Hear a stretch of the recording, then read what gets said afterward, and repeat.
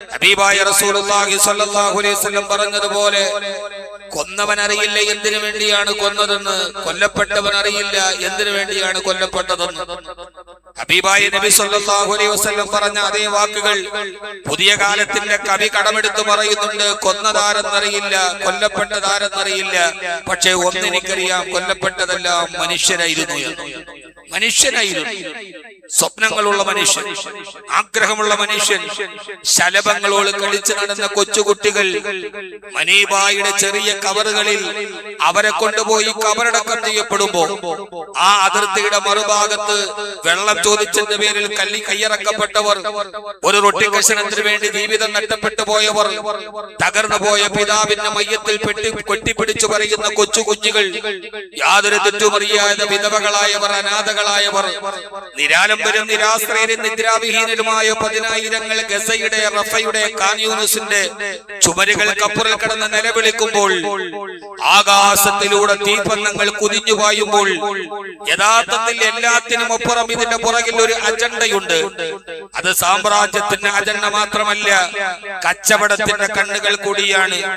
ഒരു പരമാധികാര രാഷ്ട്രത്തിന്റെ പരമാധികാരിയെ പാതിരാത്രിയിൽ പടക്കോപ്പുകൾ മുഴുവനും കൂട്ടി 155 അംഗരക്ഷകളുടെ ഇടനെഞ്ചുകളിലേക്ക് വെടിയുണ്ടകൾ തുളച്ചു കയറി വെനിസ്വേലയുടെ പ്രസിഡന്റ് നിക്കോളാസ് മദിയൂറയെ കയ്യാമം വെച്ച് തന്റെ സാമ്രാജ്യത്തിന്റെ മുമ്പിൽ ഉയർത്തിക്കൂട്ടുമ്പോ എണ്ണ വിപണിയുടെ 35% കൈക്കലാവുകയായിരുന്നു.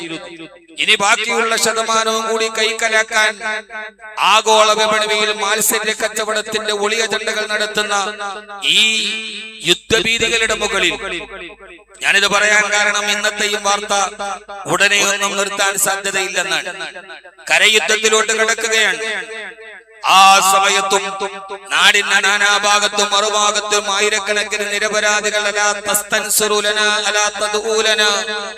ഞങ്ങൾക്ക് വേണ്ടി പ്രാർത്ഥിക്കുവാനും ഞങ്ങൾക്ക് സഹായിക്കാനും ആരുമില്ലേ എന്ന് ചോദിക്കുമ്പോ സമാനതയുള്ള ആശങ്കകളുമായി തന്റെ മുമ്പിലെത്തിയ അനുയായികളോട് റസൂലുള്ളാഹി സ്വല്ലല്ലാഹു അലൈഹി വസല്ലം മുൻഗാമികളുടെ ത്യാഗത്തിന്റെ കഥകളൊക്കെ പറഞ്ഞിട്ട് അല്ലാഹുവിന്റെ റസൂൽ സ്വല്ലല്ലാഹു അലൈഹി വസല്ലം പറയുന്ന ഒരു വാക്കുണ്ട്, വല്ലാഹി, പടച്ച തമ്പുരാനെ തന്നെയാണ് സത്യം.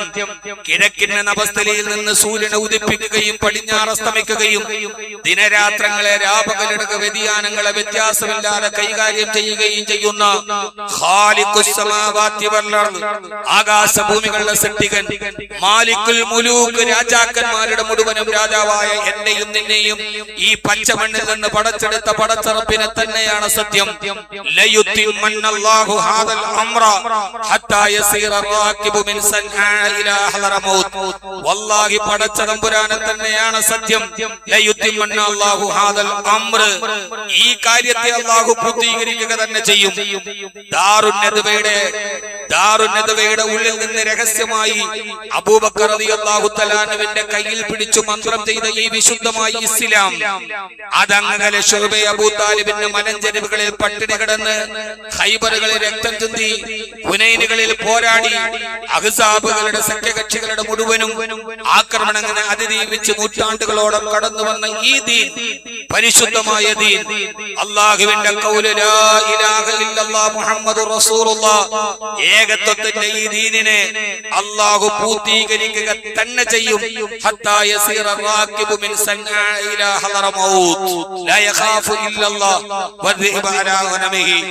ഇറാഖിന്റെ നഗരമായ സൻആ മുതൽ ഹളറമൗത്ത് വരെ പാതിരാ സമയത്ത് ഒരു പെൺകുട്ടി ഒരാളെയും പേടിക്കാതെ മനസ്സമാധാനത്തോടെ സന്തോഷത്തോടെ ജീവിക്കുന്ന ഒരു കാലം വരുന്നത് വരെ അല്ലാഹു ഈ ദീനിനെ പൂർത്തിയാക്കുക തന്നെ ചെയ്യും.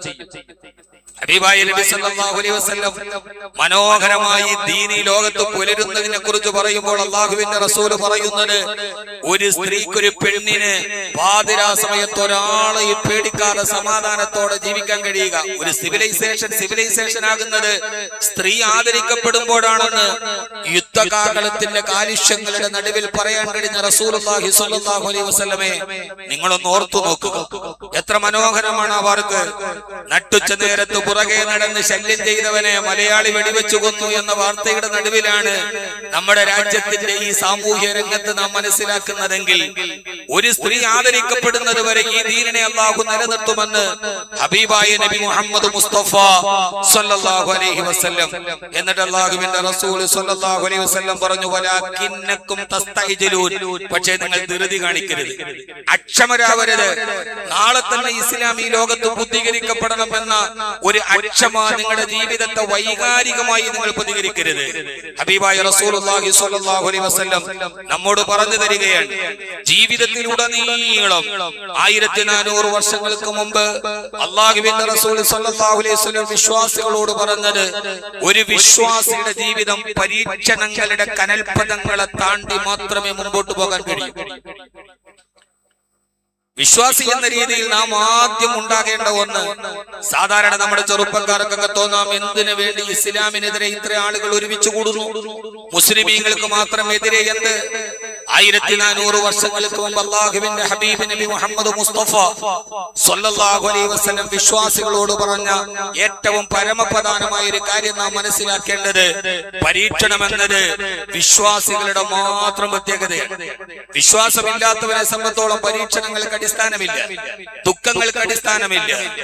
ഈ ഭൂമിയിൽ തന്നെയാണ് സ്വർഗവും നരകവും എന്ന് ചിന്തിക്കുന്ന ആളുകൾക്ക് എന്ത് പ്രയാസങ്ങൾ, എന്ത് ദുഃഖങ്ങൾ. എല്ലാത്തിനും അപ്പുറം, ഈ പരീക്ഷണങ്ങൾക്കപ്പുറം അല്ലാഹു വെച്ചിരിക്കുന്ന വലിയൊരു പ്രതിഫലത്തെ മാത്രം ആഗ്രഹിച്ച് ജീവിക്കുന്നവർ, ഈ ഭൂമിയിൽ നമുക്ക് കിട്ടാതിരിക്കുന്നവരെല്ലാം സ്വർഗത്തിൽ കിട്ടും എന്നാഗ്രഹിക്കുന്ന ആളുകൾ, അവരെയാണ് പരീക്ഷണങ്ങളുടെ മുകളിലൂടെ നടന്നു പോകേണ്ടത്. ആ പരീക്ഷണങ്ങൾ എല്ലാ ഭാഗത്തും ഉണ്ടാകും.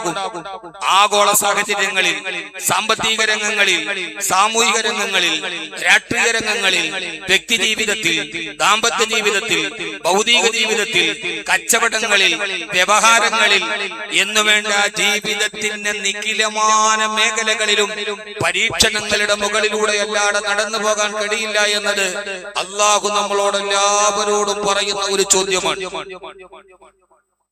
എവിടെയാണ് നിങ്ങളുടെ സ്വർഗം എത്തി നിൽക്കുന്നത് എന്ന് ചോദിക്കുമ്പോ അല്ലാഹു ചോദിക്കുന്ന ഒരു ചോദ്യം, പരീക്ഷണങ്ങളില്ലാതെ എന്ത് ജീവിതമാണ്? खुशी जिंदगी की महलों में हमें सो नहीं सकता, जिंदगी की नुकेली पत्थर की रास्ते पर चलना चाहिए. ജീവിതം എന്ന് പറഞ്ഞാൽ ഖുഷി ജിന്ദഗി की महलों में हमें सो नहीं सकता. ഈ മനോഹരമായ പട്ടുമെത്ത വിരിച്ച ഒരു ശീതീകരിച്ച റൂമിൽ സുഖമായി കിടന്നുറങ്ങാമെന്ന് നിങ്ങൾ കരുതുന്നുവെങ്കിൽ ഇല്ല, നിങ്ങളുടെ ചിന്തകൾ വ്യർത്ഥമാണ്. जिंदगी की नुकेली पत्थर की रास्ते पर चलना चाहिए. ജീവിതം എന്ന് പറഞ്ഞാൽ കല്ലും മുള്ളും നിറഞ്ഞ, കല്ലിനും മുള്ളിനും മുകളിലൂടെ ചവിട്ടി ലക്ഷ്യത്തിലെത്താൻ കഴിയുന്ന ഒരു തീർത്ഥയാത്രയുടെ പേരെയാണ് ജീവിതം എന്ന് പറയുന്നത്. നിങ്ങളുടെ ചുറ്റുപാടുകളിലൊക്കെ ഈ പ്രയാസങ്ങളിലെല്ലാം ഉണ്ടാവാം. അല്ലാഹുവിന്റെ വിശുദ്ധമായ ഖുർആൻ നമ്മോട് ചോദിക്കുന്ന ഒരു ചോദ്യമുണ്ട്, അം ഹസിബ്തും മൻ തദ്ഖുലുൽ ജന്ന വലമ്മാ യഅലമില്ലാഹു الذين جاهدوا منكم ويعلم الصابرين. എന്തിനാണ് നിങ്ങൾക്ക് ഞാൻ ഈ പരീക്ഷണങ്ങളെ തരുന്നത്? അം ഹസിബ്തും അൻ തദ്ഖുലുൽ ജന്ന, സ്വർഗ്ഗത്തിന്റെ കവാടം നിങ്ങളുടെ മേൽ വെറുതെ തുറക്കപ്പെടുമെന്ന് നിങ്ങൾ കരുതുകയാണോ? അള്ളാഹുവിന്റെ ചോദ്യമാണ്. എത്ര മനോഹരമായിട്ടാണ് ചോദ്യം. മാലാ ഐനുണ്ടകത്ത് ഒരു കണ്ണും ഇതുവരെ കണ്ടിട്ടില്ലാത്ത, ഒരു ഹൃദയം ഇതേവരെ ചിന്തിച്ചിട്ടില്ലാത്ത, ഒരാൾക്കും ജീവിതത്തിൽ ചിന്തിക്കാൻ പോലും കഴിയാത്ത ഒരു അനുഗ്രഹം ഞാൻ നിങ്ങൾക്ക് ഒരുക്കി വെച്ചത്, ഇവിടെയും സുഖിച്ച് ജീവിച്ചിട്ട് അവിടെയും പോയി സുഖത്തോടെ ജീവിക്കാമെന്ന് നിങ്ങൾ കരുതുകയാണോ? ഇല്ല.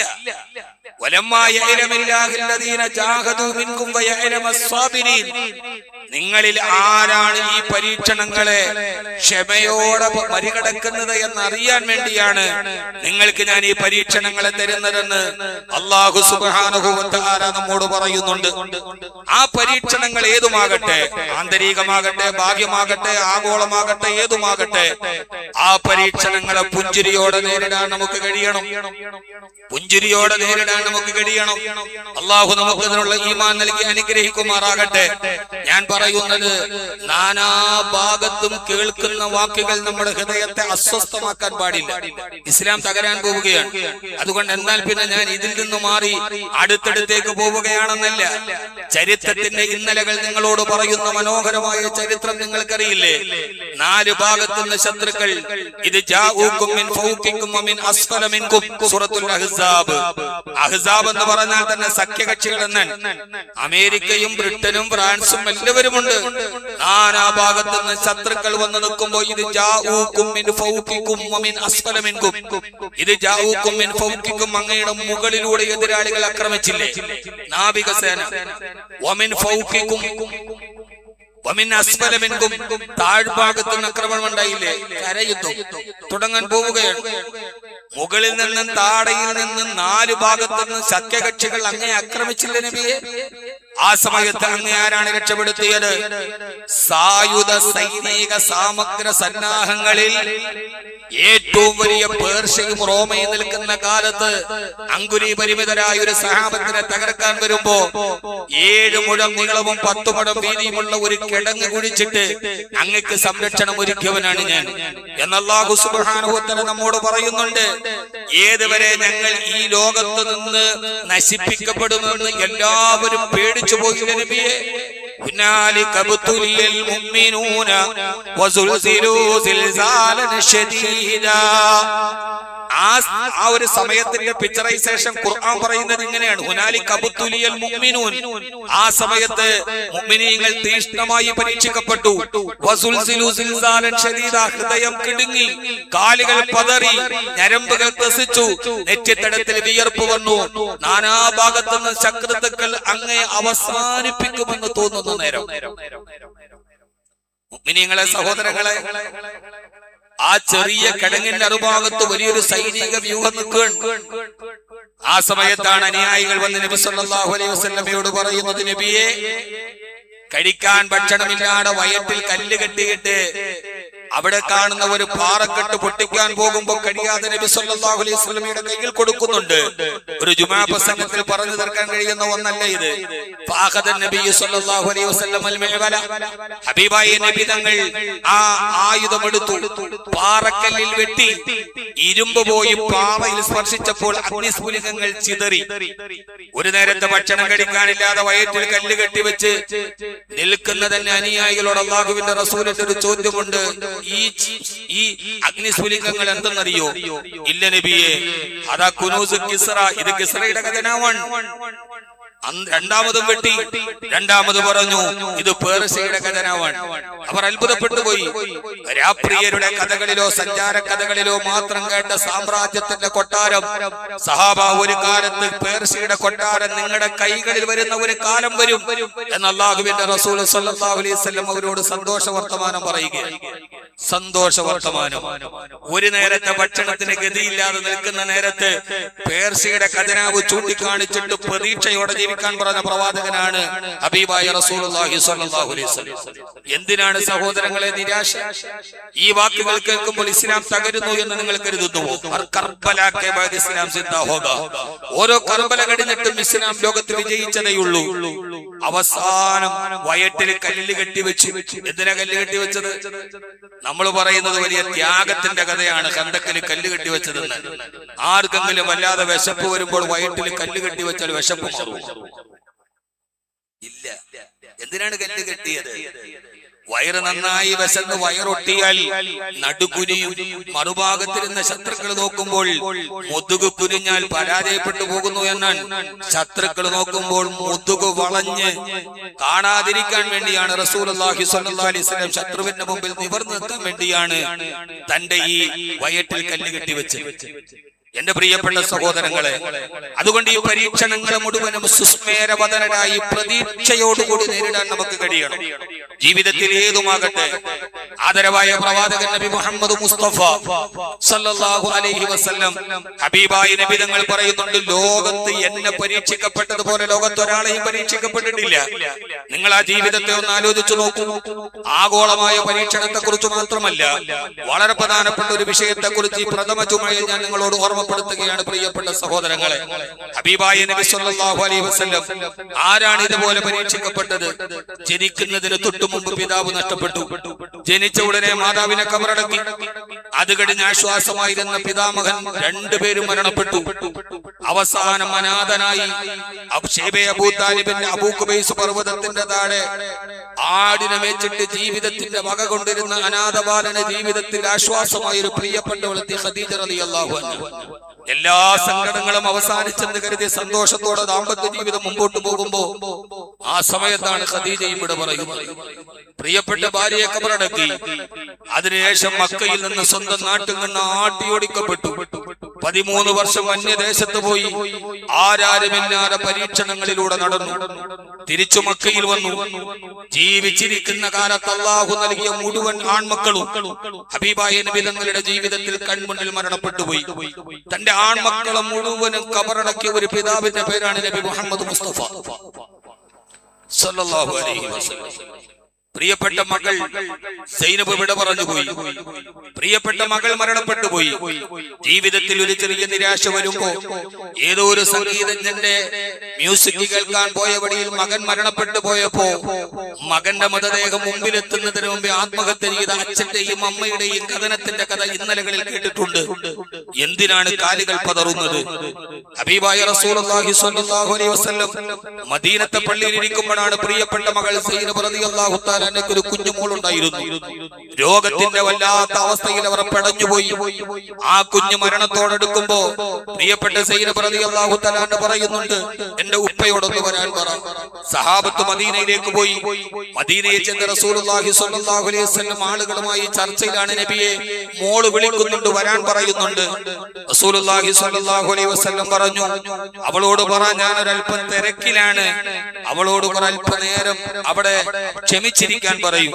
സഹാബത്ത് പോയി പറയുമ്പോൾ സൈനബ് റളിയല്ലാഹു അൻഹയുടെ കയ്യിൽ കിടന്ന് കുഞ്ഞുമോൾ ഇങ്ങനെ മരണത്തിന്റെ വെപ്രാളത്തിൽ പിടക്കുമ്പോ വല്ലാഹി ലയതിയന്നൽ ആൻ, എന്റെ ഉപ്പ വന്നേ മതിയാവൂ, ഇപ്പോൾ വരാൻ പറയണം, വല്ലാഹി വന്നേ മതിയാവൂ.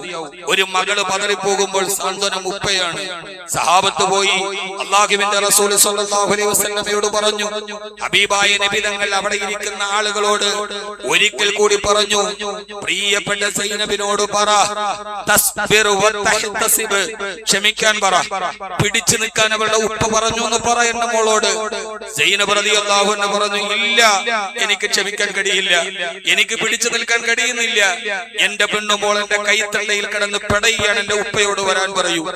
റസൂലുള്ളാഹി സ്വല്ലല്ലാഹു അലൈഹി വസല്ലമയ്ക്ക് രണ്ടാമത് വിവരം വന്നപ്പോ കൂടെ നിന്ന ആളുകളോട് യാത്ര പറഞ്ഞ് അല്ലാഹുവിന്റെ ഹബീബ് മദീനയിൽ നിന്ന് മദീനത്തു പള്ളിയിൽ നിന്ന് ഓടി. പ്രിയപ്പെട്ട മോളുടെ കൊച്ചുകുടിലോട്ട് കയറുമ്പോൾ കൈത്തണ്ടയിൽ കിടന്ന കുഞ്ഞുമോൾ ഹബീബിന്റെ പേരക്കുട്ടി സ്വല്ലല്ലാഹു അലൈഹി വസല്ലം പെടയുകയാണ്. അല്ലാഹുവിന്റെ റസൂൽ പറഞ്ഞു, സൈനബേ കുഞ്ഞിനെ ഇങ്ങോട്ട് തരൂ. സൈനബ് റളിയല്ലാഹു തആല കുഞ്ഞിനെ കയ്യിലേക്ക് കൊടുത്തു. ഹബീബിന്റെ കയ്യിൽ കിടന്ന് ആ കുഞ്ഞ് അവസാനത്തെ പടച്ചില് പടഞ്ഞു.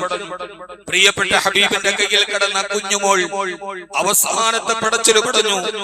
ആ പ്രിയപ്പെട്ട പേരക്കുട്ടി അല്ലാഹുവിന്റെ റസൂൽ സ്വല്ലല്ലാഹു അലൈഹി വസല്ലമയുടെ കയ്യിൽ കിടന്ന് വിട പറഞ്ഞു.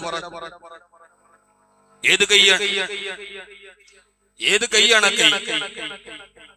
ആ കൈവിരലിലൂടെയാണ് എല്ലാ പ്രാവശ്യവും വെള്ളിയാഴ്ച ഖത്തീബ് ഖുത്ബ ഓതുമ്പോൾ രണ്ടാമതൊരു ഖുത്ബയുണ്ടല്ലോ, اللهم صل على سيدنا محمد الذي سبح بيده الحصى ونبأ من بين أصابع الرمال.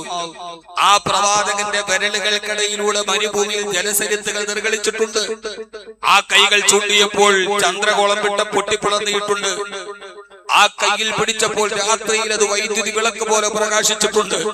പക്ഷെ ആ മാന്ത്രികമായ റിസാലത്തിന്റെ വിരലുകൾക്ക് ജീവിതത്തിന്റെ പരീക്ഷണത്തെ തടയാൻ കഴിഞ്ഞില്ല. കാരണം അല്ലാഹു അങ്ങനെയാണ്. കയ്യിൽ കിടന്ന കുഞ്ഞവസാനത്തെ പടച്ചല് പടഞ്ഞ് മരിക്കുമ്പോ പ്രിയപ്പെട്ട മോൾ സൈനബ് പറയുന്നുണ്ട്, ഹബീബേ എന്റെ കുഞ്ഞുമോൾ പോയി. അല്ലാഹുവിന്റെ റസൂൽ സ്വല്ലല്ലാഹു അലൈഹി വസല്ലം പറഞ്ഞു, സൈനബേ ക്ഷമിക്കേ, ഇന്നലില്ലാഹി മാ അഖദ വലഹു മാ അതാ വലികുല്ലി ഷൈഇൻ അജലുൻ മുസമ്മാ. പൊന്നുമോളോട് പറഞ്ഞതാണ്, മോളെ ഇന്നലില്ലാഹി മാ അഖദ, ഇത് തന്നത് റബ്ബാണ്, വലഹു മാ അതാ, തിരിച്ചെടുക്കാനുള്ള എല്ലാ അധികാരവും അവനാണ്. വലിക്കുല്ലി ഷൈഇൻ അജലും മുസമ്മ, എല്ലാത്തിനും അല്ലാഹു നിശ്ചയിച്ച ഒരു സമയമുണ്ട് മോളെ. ആ സമയമായാൽ അവര് പോയി കളയും. തന്റെ പ്രിയപ്പെട്ട പേരക്കുട്ടി കയ്യിൽ കിടന്ന് വിട പറയുന്ന നേരത്ത് ഹബീബിന്റെ പേരക്കുട്ടിയും വിട പറഞ്ഞു. സൈനബ് റളിയല്ലാഹു അൻഹയുടെ കണ്ണ് നിറഞ്ഞു. തീർന്നില്ല സഹോദരങ്ങളെ. ആരെങ്കിലും ജീവിതത്തിന്റെ പരീക്ഷണങ്ങളുടെ തീച്ചുളയിൽ പോകുന്നെങ്കിൽ നിങ്ങൾ ഓർത്തുകൊള്ളുക, തീർന്നില്ല. 6 മാസം കഴിഞ്ഞു. ഹബീബ് പള്ളിയിലിരിക്കുമ്പോൾ ആരോ വന്ന് പറഞ്ഞു, അങ്ങയുടെ മകൾ സൈനബും പോയി. സൈനബ് റളിയല്ലാഹു തആല പ്രിയപ്പെട്ട മകളും പോയി. ഓടി വീട്ടിൽ ചെല്ലുമ്പോ വാടി താഴെ വീണ മുല്ലപ്പൂ പോലെ വെള്ളത്തുണിയിൽ പൊതിഞ്ഞു പൊന്നുമോൾ സൈനബ്. ഹബീബ് ഒന്നും മിണ്ടാതെ മയ്യത്തിലേക്ക് നോക്കി നിന്നു. സഹാബത്ത് പറയുന്നുണ്ട്, എന്തെങ്കിലും ഒന്ന് പറഞ്ഞിരുന്നെങ്കിൽ ഞങ്ങൾക്ക് സമാധാനമായേനെ. അല്ലാഹുവിന്റെ റസൂൽ പ്രിയപ്പെട്ട പൊന്നുമോളുടെ നെറ്റിത്തടത്തിലേക്ക് നോക്കി നിന്നു. മയ്യത്ത് കുളിപ്പിക്കാൻ എടുത്തു.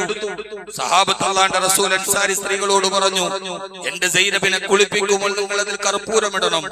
മയ്യത്ത് കുളിപ്പിച്ചു കഴിഞ്ഞാൽ നിങ്ങൾ എന്നോട് വിവരം പറയണം. അപ്പുറത്ത് മയ്യത്ത് കുളിപ്പിക്കുമ്പോ ഈത്തപ്പന മരത്തിന്റെ ഓലയുടെ മറയുടെ അപ്പുറത്ത് ജലമിങ്ങനെ വീടുന്നത് ഹബീബ് കേട്ടു നിന്നു. അവസാനം അത് അവസാനിച്ചപ്പോൾ അൻസാരി സ്ത്രീകൾ പറഞ്ഞു, യാ റസൂലല്ലാഹ്, മയ്യത്ത് കുളിപ്പിച്ചു കഴിഞ്ഞു നബിയെ. അല്ലാഹുവിന്റെ റസൂൽ തന്റെ ശരീരത്തിൽ കിടക്കുന്ന ഒരു വെള്ള ഷാൾ എടുത്തിട്ട് അവരോട് പറഞ്ഞു, ഇതെന്റെ സൈനബിന്റെ കഫൻ തുണിയുടെ കൂടെ വെക്കണം.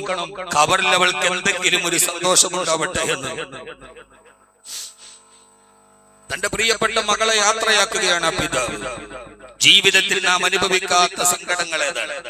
നമുക്കറിയാത്ത പരീക്ഷണങ്ങൾ ഏതാണ്? ആ പരീക്ഷണങ്ങൾ മരണമാകാം, അപകടമാകാം, പ്രയാസമാകാം, മാരക രോഗമാവാം. പ്രിയപ്പെട്ട മകളെ പള്ളിക്കാട്ടിലേക്ക് ഇറക്കി വെക്കുമ്പോ ഹബീബ് കരയുന്നുണ്ട് സല്ലല്ലാഹു അലൈഹി വസല്ലം, അല്ലാഹുവേ, എന്റെ പൊന്നുമോൾ സൈനബ് പാവമാണ് റബ്ബേ, അവളെ നീ ഖബറിൽ ശിക്ഷിക്കരുതേ എന്ന് ഹബീബായ റസൂലുള്ളാഹി സ്വല്ലല്ലാഹു അലൈഹി വസല്ലം കരയുന്ന ഒരു രംഗമുണ്ട്.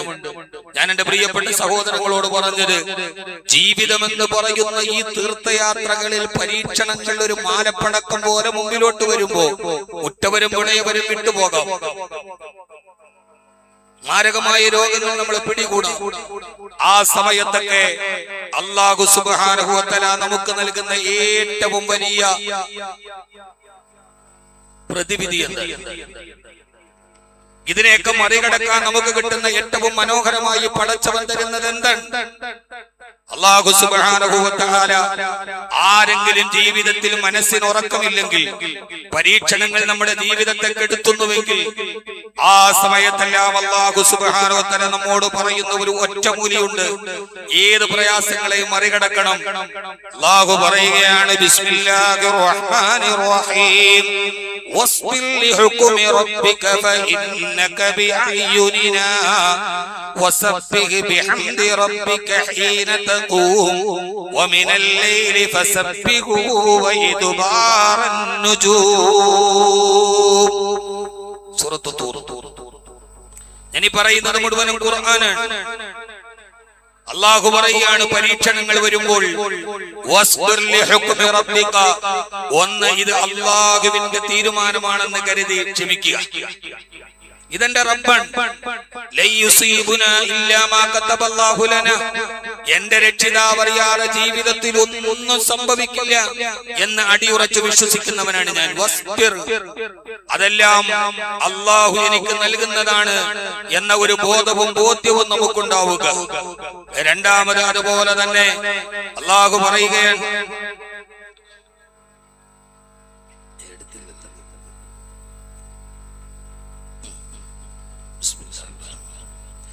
അല്ലാഹു തൗഫീഖ് നൽകട്ടെ.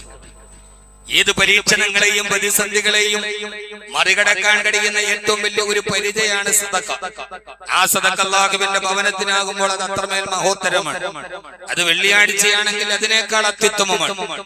അതുകൊണ്ട് എല്ലാ പരീക്ഷണങ്ങളെയും അല്ലാഹു നമുക്ക് മറികടക്കാനുള്ള ഇച്ഛാശക്തി നൽകി അനുഗ്രഹിക്കുമാറാകട്ടെ. അല്ലാഹു പറയുകയാണ്, ഒന്ന്, ഈ വിഷയമൊന്നും ഒരു ജുമാ പ്രഭാഷണത്തിൽ ആച്ചിക്കുറുക്കി പറയുകയാണ്.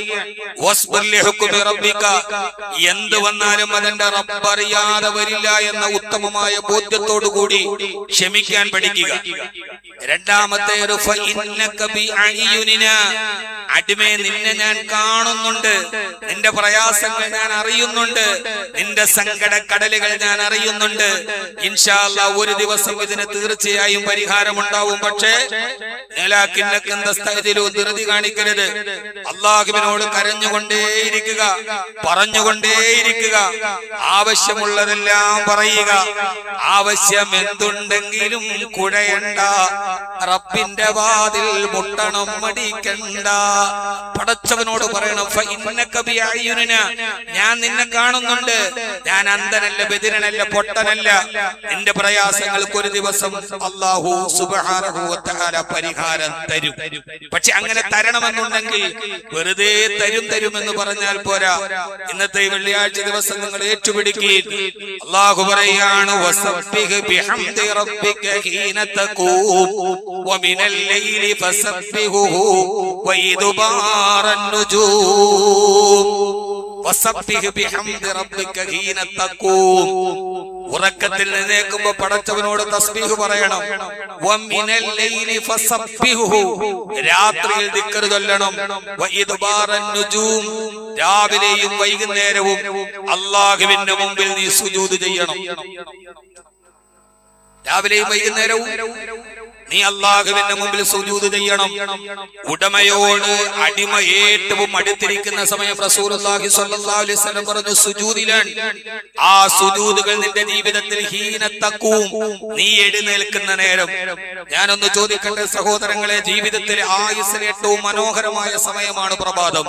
നാം ഉറക്കത്തിൽ എഴുന്നേൽക്കുന്ന നേരം, സുബഹിന്റെ നേരം. റമളാനിലെ സുബഹി പോലെയാണോ റമളാന് ശേഷമുള്ള നമ്മുടെ സുബഹി? ഏറ്റവും മനോഹരമായ സുബഹി ഈ റമളാന് ശേഷമുള്ള രണ്ടാമത്തെ വെള്ളിയാഴ്ച. അല്ലാഹുവിടെ പറയുന്ന ഹീന തഖൂം, എഴുന്നേൽക്കുന്ന നേരത്തുള്ള നിന്റെ പ്രഭാത നമസ്കാരം സുബഹി. ആ സുബഹി നമസ്കാരത്തെ നിങ്ങൾ എങ്ങനെയാണ് കണക്കാക്കിയത്? ഒരു മനുഷ്യന്റെ ജീവിതത്തിലെ, എന്റെ പ്രിയപ്പെട്ട മുഅ്മിനീങ്ങളെ, സഹോദരങ്ങളെ, ഏറ്റവും പ്രധാനപ്പെട്ട ഒന്ന് സുബഹിയാണ്. നിങ്ങളൊന്ന് എഴുന്നേറ്റ് നോക്കൂ. തതജാഫാ ജുനൂബുഹും അനിൽ മലാജിഇ യദഊന റബ്ബഹും ഖൗഫൻ വതമഅ. ഉറക്കത്തിന്റെ കരിമ്പടത്തിൽ നിന്ന് മാറി എഴുന്നേറ്റ് അല്ലാഹുവിനോട് ദുആ ചെയ്യേണ്ട നേരം സുബഹിന്റെ ബാങ്ക് മണക്കാട് വലിയ പള്ളിയിൽ മുഴങ്ങുന്നു. നിങ്ങൾ എഴുന്നേറ്റ് ഉറക്കത്തോട് വിട പറഞ്ഞ് ഒളു എടുത്തിട്ട് നേരെ പള്ളിയിൽ വരുന്നു. പള്ളിയിൽ വന്ന് സുന്നത്ത് നമസ്കാരം നിർവഹിച്ച് ഇമാമിന്റെ പുറകിൽ നിന്ന് 2 റക്അത്ത് സുബഹി ഫജ്ർ വെളിവാകുന്നതേയുള്ളൂ. രണ്ടാമത്തെ റക്അത്തിൽ 2 നേരം പടച്ചവന്റെ മുമ്പിൽ സുജൂദ് ചെയ്ത് ഇന്നത്തെ രാവിലെ ആദ്യമേ രണ്ടാമത്തെ റക്അത്തിൽ ഖുനൂത്ത് ഓതുന്നു. എന്താണ് ഓതുന്നത്? അല്ലാഹുവേ, എല്ലാവരും ഉറക്കത്തിന്റെ കരിമ്പടം പുറച്ചു കിടക്കുന്ന നേരത്ത് നിന്റെ മുമ്പിൽ നെറ്റിവെച്ച് ഞാൻ എന്റെ ഇന്നത്തെ ദിവസം തുടങ്ങാൻ പോവുകയാണ്. അല്ലാഹുമ്മ ഹ്ദിനാ ഫീമൻ ഹദൈത് വആഫിനാ ഫീമൻ ആഫൈത് വതവല്ലനാ ഫീമൻ തവല്ലൈത്. അല്ലാഹുമ്മ ഹ്ദിനാ ഫീമൻ ഹദൈത്, നീ സന്മാർഗം നൽകിയവരുടെ കൂട്ടത്തിൽ ഈ സാധുവായ എന്നെയും പെടുത്തേണമേ. വആഫിനാ ഫീമൻ ആഫൈത്, നീ സുഖവും ആരോഗ്യവും നൽകിയവരുടെ കൂട്ടത്തിൽ എന്നെയും നീ പെടുത്തേണമേ. അല്ലാഹുവേ, വബാരിക് ലനാ ഫീമാ അഅതൈത്, നീ നൽകിയതിലെല്ലാം നിന്റെ ബറക്കത്ത് തരണേ റഹ്മാനെ. എന്റെ ഭാര്യയ്ക്കു വേണ്ടി, എന്റെ മക്കൾക്ക് വേണ്ടി, എന്റെ ജീവിതത്തിന്റെ 2 അറ്റം തമ്മിൽ കൂട്ടിമുട്ടിക്കാൻ ഞാൻ ഇറങ്ങുന്നു. റബ്ബേ, വബാരിക് ലീ ഫീമാ അഅതൈത്, ഇന്നത്തെ ദിവസം നീ എനിക്ക് തരുന്നതിലൊക്കെ നീ ബറക്കത്ത് തരണേ റബ്ബേ. വഖിനാ റബ്ബനാ ശർറ മാ ഖളൈത്, ഇന്നത്തെ ദിവസം എന്റെ വിധികളിൽ എന്തെങ്കിലും എനിക്ക് അഹിതകരമായതുണ്ടെങ്കിൽ നീ എന്നെ കാക്കണേ റഹ്മാനെ. രാവിലത്തെ ദുആയാണ്. വഖിനാ റബ്ബനാ ശർറ മാ ഖളൈത്, ഇന്നത്തെ ദിവസം എന്റെ വിധിയിൽ എന്തെങ്കിലും ഉണ്ടെങ്കിൽ ലാ യറുദ്ദുൽ ഖളാഅ ഇല്ല ദുആ, വിധിയെ മറികടക്കാൻ ദുആക്ക് കഴിയും.